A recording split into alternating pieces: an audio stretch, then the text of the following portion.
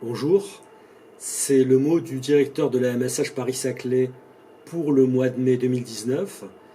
Et ce mois-ci, beaucoup d'événements, des workshops, des colloques, des séminaires, et puis des appels, en particulier des appels à propositions. Alors pour commencer par les événements, il faut vous rappeler que la MSH Paris-Saclay organise des workshops, des colloques, des séminaires, mais également, depuis 2016, a labellisé plus de 35 projets de recherche. Et à ce propos, nous organisons le 13 mai prochain une journée de restitution des projets maturation labellisés en 2017.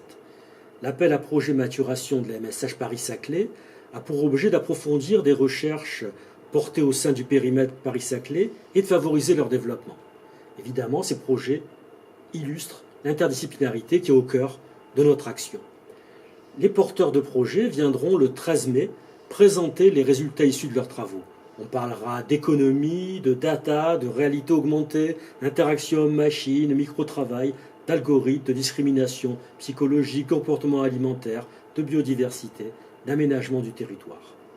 Rendez-vous le 13 mai pour une après-midi qui s'annonce passionnante en découverte et en échange. Autre événement financé et soutenu par la MSH Paris-Saclay, il s'agit du workshop interdisciplinaire Psychofood qui porte sur les déterminants psychologiques du comportement alimentaire, qui va se dérouler le 10 mai à la MSH Paris-Saclay. Dans le cadre de ce financement de ce projet, Antoine Nébou et Noémie Berlin de l'UMR Alice de l'INRA organisent un workshop interdisciplinaire sur les déterminants psychologiques de l'alimentation.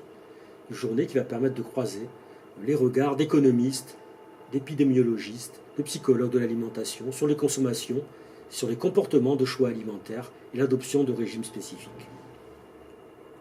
Par ailleurs, toujours le 10 mai, mais au CCFA, va se dérouler la journée jeunes chercheurs du GERPISA, c'est-à-dire le groupe international d'études et de recherche sur les industries et les salariés de l'automobile, qui est hébergé à l'ENS Paris-Saclay.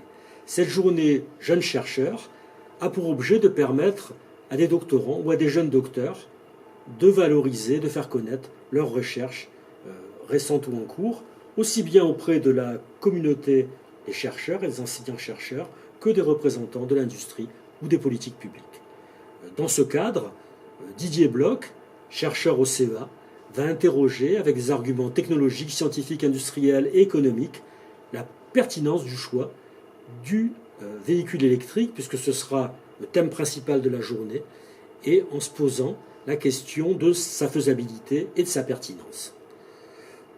Le 17 mai, à l'ENS, va se dérouler le petit déjeuner d'Urkheim et qui sera consacré ce jour à une présentation de Volnifage, de l'IDHES, sur son ouvrage intitulé Savante nébuleuse, l'origine du monde entre marginalité et autorité scientifique, 1860-1920. Il s'agit d'un livre qui nous immerge dans le monde des auteurs de cosmogonie scientifique de la deuxième moitié du XIXe siècle.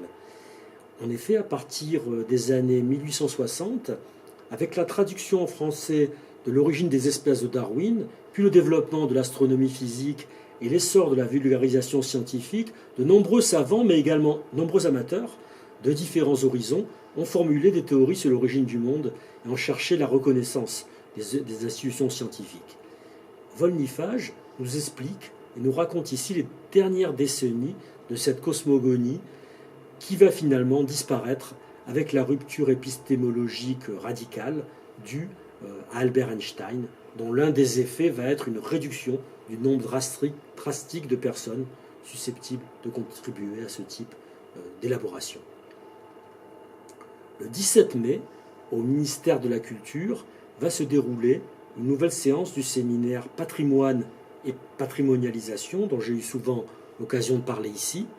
Il s'agit de la dernière séance de l'année sur le thème Patrimoine, mémoire, flux et reflux, avec Isabelle Chave, Nathalie Simoneau et Daniel Ciré, et Maria Gassenet, ainsi que Philippe Blanchet, qui vont porter des regards et des éclairages sur ces questions de patrimoine, de mémoire, de flux et de reflux. Le 22 mai sera le colloque 2019 du Centre d'Alembert au Centre scientifique d'Orsay. Là aussi, il s'agit de la manifestation finale de la saison 2018-2019 qui est consacrée à la sélection dans tous ses états et en particulier à la sélection dans le monde académique, les pratiques et les imaginaires et la rationalité. Et différents types de sélection seront évoqués de Parcoursup aux frais d'inscription en passant par les concours et les financements sur projet. Les mécanismes de sélection dans le monde académique seront en particulier étudiés au cours de ce séminaire final. Enfin, les 23 et 24 mai, à AgroParisTech, se déroulera le 18e Workshop international de Spatial Econometrics and Statistics. Et ce workshop, qui est co-organisé par les unités économie publique de l'INRA et rythme de l'Université Paris-Sud, a pour objet de réunir des économistes, des agronomes, des statisticiens, des économètres, des mathématiciens, des géographes autour d'un ensemble de thématiques et de recherches novatrices dans les domaines de la statistique, de l'économétrie spatiale et de leurs applications.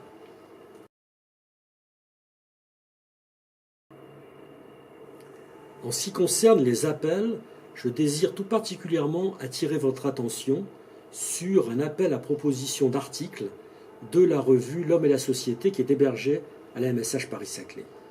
Ce numéro spécial sera consacré à Claudie Weil, historienne du socialisme et de la social-démocratie, et en particulier à un hommage à cette lectrice de Rosa Luxembourg. L'idée est de regarder comment la rencontre avec la pensée de Rosa Luxembourg a marqué en profondeur les travaux de recherche de Claudie Weil et à quel point les problèmes qu'elle a soulevés, et dont Claudie Weil s'est faite l'interprète, s'imposent aujourd'hui à la réflexion critique au-delà des évidentes différences de contexte. La date limite de réception des articles pour ce numéro spécial est fixée au 15 juin 2019. Enfin, et pour terminer, je vous rappelle les appels à projets, les formulaires de candidature disponibles sur notre site. Tous les appels, workshops, séminaires, émergence, maturation, voient leur date de dépôt fixée au 15 mai 2019. C'est tout proche et donc n'hésitez pas à soumettre ces projets que nous examinerons et ferons évaluer avec toute l'attention nécessaire. Voilà, je vous remercie et je vous dis au mois prochain pour de nouvelles aventures.